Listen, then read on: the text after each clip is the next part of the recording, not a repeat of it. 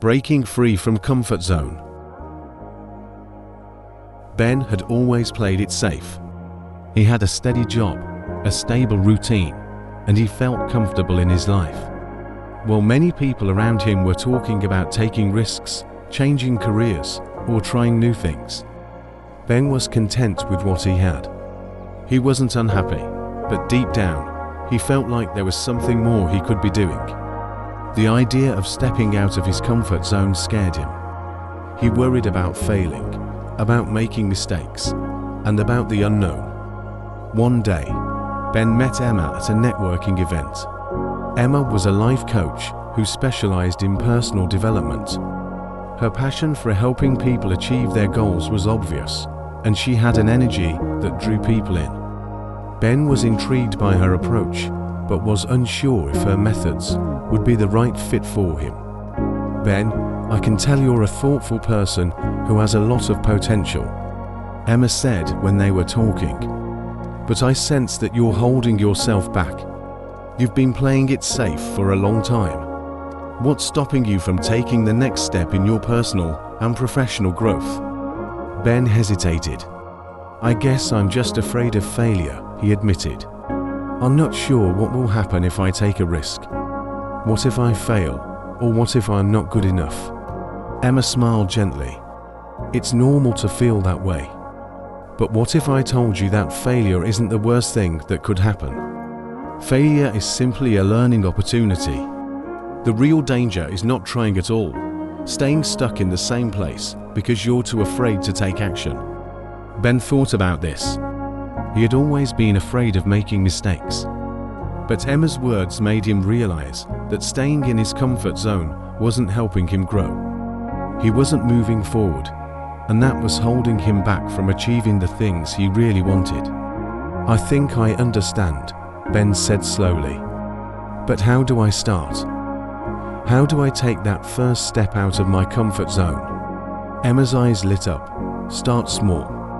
You don't have to make a huge change overnight. Pick one area of your life where you feel stuck and take one small action toward change. It could be as simple as setting a new goal, trying a new hobby, or having a difficult conversation that you've been avoiding. The key is to take action, no matter how small, and keep moving forward." Ben left the conversation feeling inspired. He realized that he had been letting fear hold him back from reaching his full potential. The next day, he decided to take Emma's advice and step outside of his comfort zone. He signed up for a public speaking course that he had always wanted to try but had been too scared to pursue.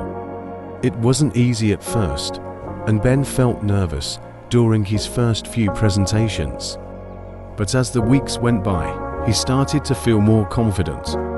He began to see that the more he faced his fears, the easier it became to take risks and embrace new opportunities. Several months later, Ben looked back on his journey with a sense of pride. He had taken action, pushed through his fears, and made significant changes in his life. He had grown not just professionally, but personally as well. Ben realized that stepping out of his comfort zone had been the best decision he had ever made. Overcoming procrastination. James had always struggled with procrastination. It wasn't that he wasn't capable of doing his work. It was just that he often put things off until the very last minute. Whether it was an important project for work or a personal goal he set for himself, James would always find reasons to delay starting. He would tell himself that he would get to it tomorrow, but tomorrow never seemed to come. This constant cycle of putting things off made him feel stressed and anxious, but he couldn't seem to break free from it. One day, James decided he had had enough. He wanted to change his habits and stop living in a constant state of stress caused by procrastination. He reached out to Sophia, a productivity coach who had helped many people overcome similar challenges. When they met, James explained his situation. "I know I need to be more productive, but I just can't seem to get started on anything. I know I'll feel better once I finish tasks, but the idea of starting them feels overwhelming, he said. Sophia listened carefully and nodded. James, procrastination is a habit. Unlike any habit, it can be broken.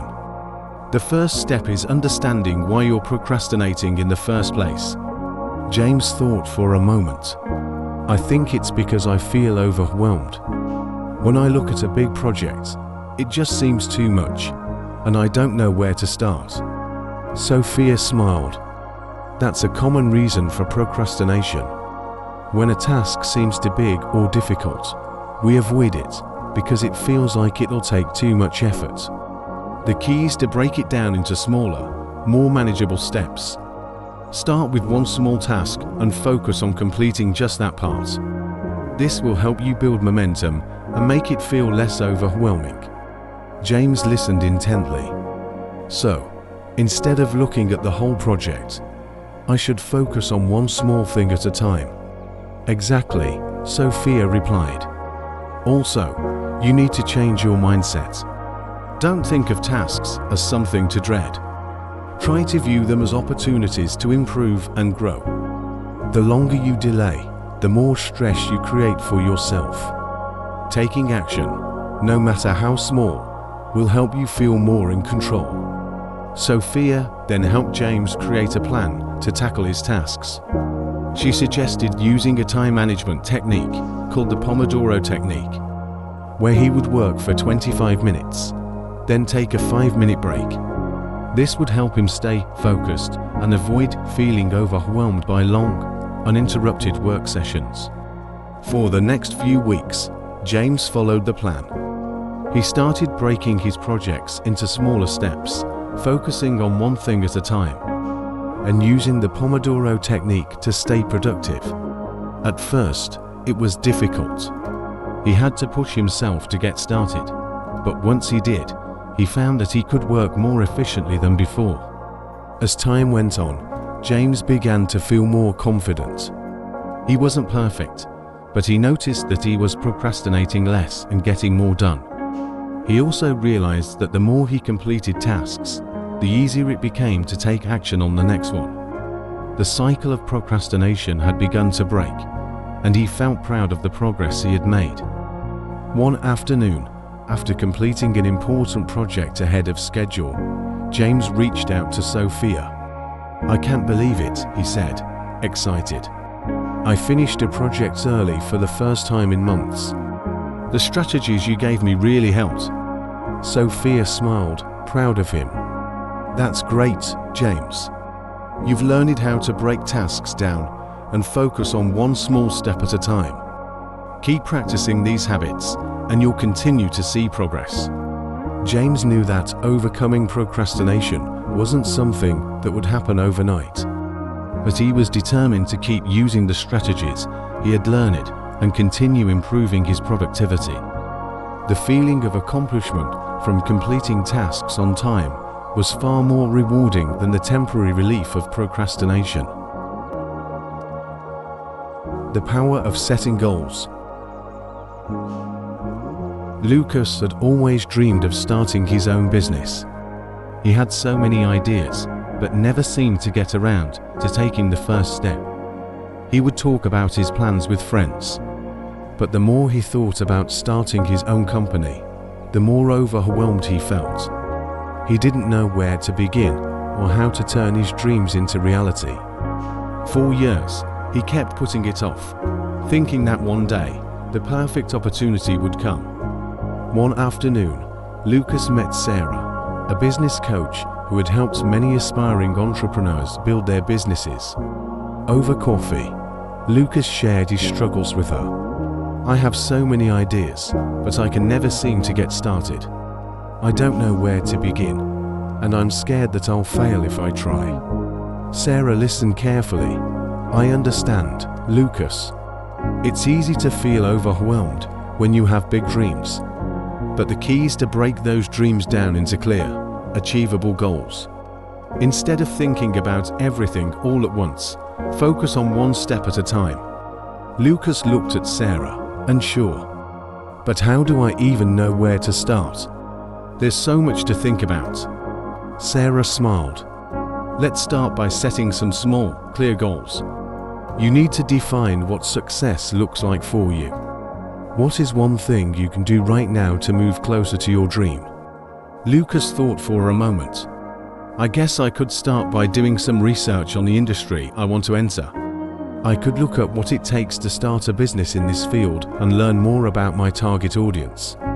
That's a great first step, Sarah encouraged. By setting a small goal, like researching the industry, you're already taking action. The next step would be to create a plan. Set deadlines, break down your goals into smaller tasks, and start executing them one by one. Over the next few weeks, Lucas followed Sarah's advice. He set aside time each day to do research, read books on entrepreneurship, and attend workshops. At first, it was difficult. He found himself struggling to balance his full-time job with his new goals, and there were days when he felt discouraged. But Sarah kept reminding him that success didn't happen overnight. Remember, Lucas, progress is a series of small steps. Don't get discouraged if things don't move as quickly as you'd like. The important thing is that you're moving forward. Slowly, but surely, Lucas began to see results. His knowledge of the industry grew, and he started to form a clear vision of what his business could look like. He even began to set specific, measurable goals, like creating a business plan, launching a website, and reaching out to potential customers. One day, after several months of hard work, Lucas sat down to reflect on everything he had accomplished. He was amazed at how much he had learned and how far he had come. His business was still in its early stages, but he was well on his way to turning his dreams into reality. "Thank you, Sarah," Lucas said, feeling grateful. "You've helped me see that I don't need to wait for the perfect moment. I just needed to set clear goals and take consistent action." Sarah smiled. "I'm proud of you, Lucas. You've done the hard work of breaking your dreams down into manageable goals and staying focused. That's the key to success. You're on the right path." Lucas knew that the road ahead would still have its challenges, but he was no longer overwhelmed. He had learned that setting clear goals and taking consistent action were the keys to turning his dreams into reality. With his goals in mind and a plan to achieve them, Lucas felt confident about his future. Mastering time management. Daniel had always been a hard worker, but lately he felt like he was falling behind. His days were packed with meetings, coding, and trying to meet deadlines. But no matter how hard he worked, he always felt like there wasn't enough time. His personal life was suffering, too. He hadn't seen his friends in weeks, and his hobbies, like reading and playing guitar, had been pushed aside. Daniel knew he needed to change his habits, but he didn't know where to start. One day, Daniel met Claire at a professional development seminar. Claire was a time management expert, and her session on productivity immediately caught Daniel's attention. He had always struggled with time management, and he hoped that Claire could help him figure out how to balance his responsibilities and still have time for the things that mattered. After the seminar, Daniel reached out to Claire for advice. "I feel like I'm always busy, but never really getting anything done," he admitted. "I need to figure out how to manage my time better, so I can focus on my work and still have time for the things I enjoy." Claire smiled and nodded. Time management isn't just about doing more. It's about doing the right things. The first step is to identify your priorities and then create a plan to focus on those priorities. Let's start by setting clear goals and organizing your time around them. Daniel was skeptical.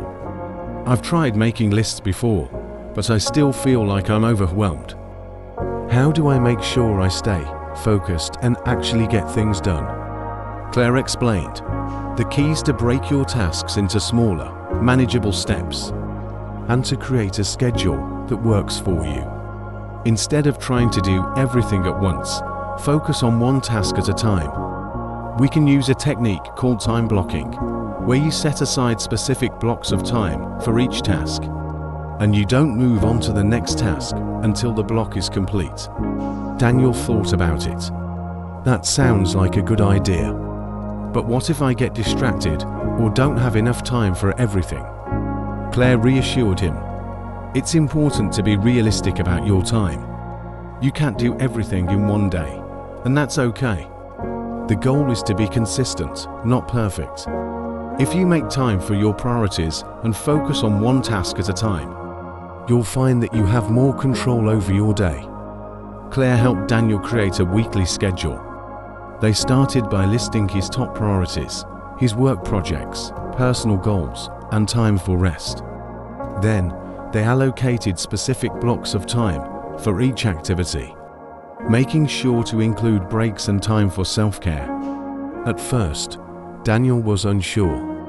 He had always been used to jumping from one task to another, and it felt strange to schedule every minute of his day.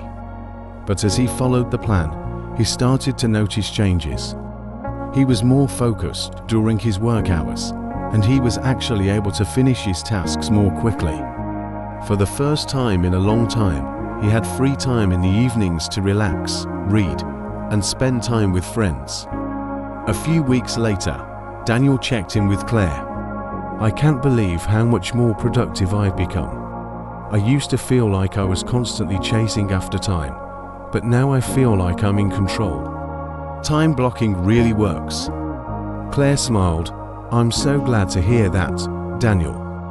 The key to time management is consistency. By sticking to a plan and setting boundaries for your time, you've been able to create a balance between work and life. Daniel felt proud of himself. He had learned to prioritize his tasks, manage his time more effectively, and create space for the things he truly valued. He knew that the journey to mastering time management wasn't over, but he was on the right path. Embracing self-confidence. Emily had always been her own harshest critic. She often compared herself to others, feeling like she didn't measure up.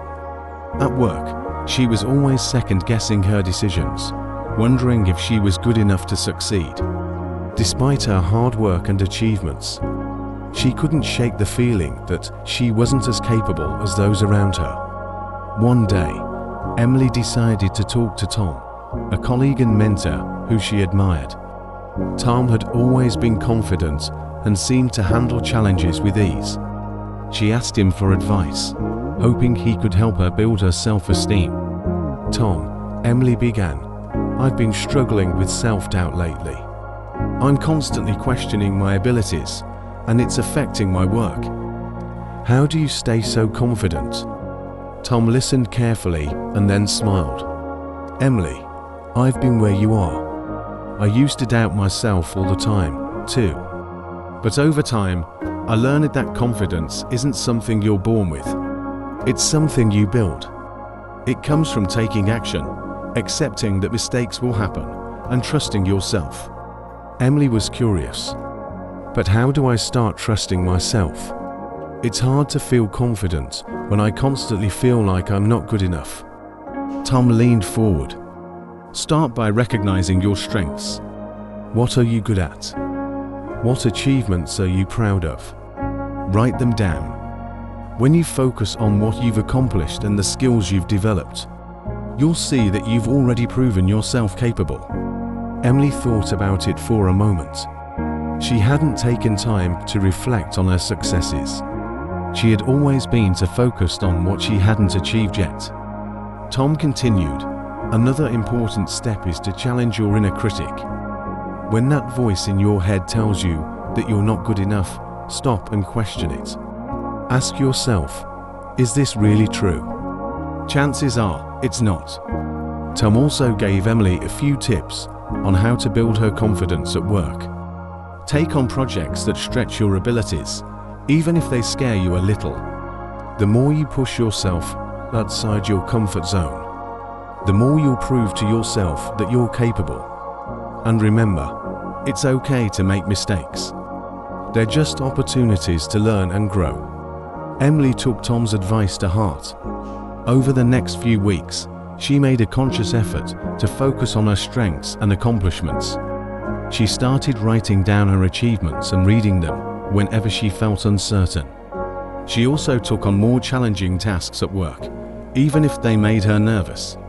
Each time she completed a task, no matter how small, she felt a little more confident.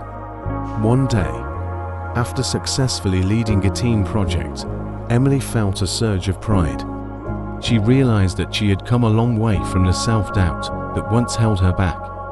Her confidence had grown not just because of her achievements, but because she had learned to trust herself and take action despite her fears. A few days later, Emily thanked Tom for his guidance. "I can't believe the difference it's made," she said. "I feel like I'm finally starting to believe in myself." Tom smiled. "That's the most important step, Emily. When you believe in yourself, others will believe in you too. Confidence is a choice, and you're making that choice every day." Emily knew that the journey to building confidence was ongoing, but she felt empowered to continue. She understood that confidence wasn't about being perfect. It was about trusting herself, learning from her experiences, and embracing her potential.